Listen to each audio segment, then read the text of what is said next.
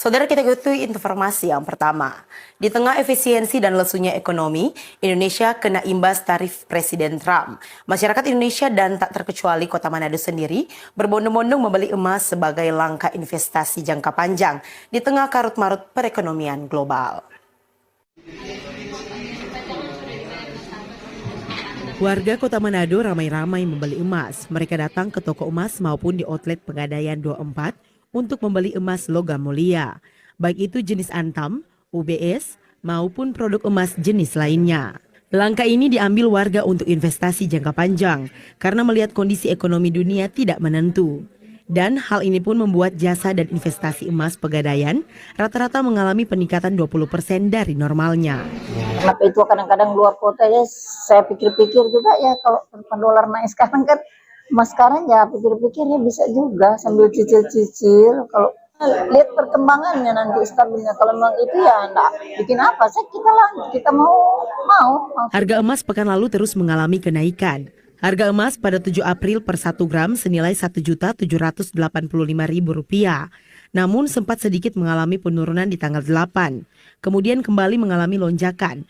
Posisi Sabtu 12 April 2025 akhir pekan lalu, harga emas menyentuh angka Rp1.904.000 per gramnya. Ada peningkatan sekitar kurang lebih dia 20% ya. Iya dari normal.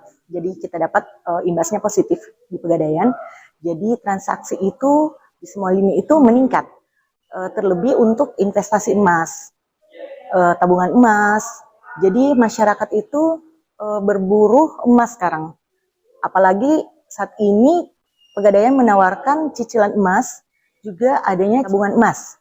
Tabungan emas itu memudahkan masyarakat untuk membeli emas dengan harga yang lebih murah. Maksudnya dengan 10.000 dia sudah bisa. 10 ribuan sudah bisa bertransaksi membeli emas. Nah, kalau dia begini terus itu harga emas itu bisa terus meningkat ya. Bisa, kemungkinan dia bisa tembus di 2 juta. Kalau bilang saat ini waktunya investasi emas, memang investasi emas itu kan fluktuatif ya Pak ya.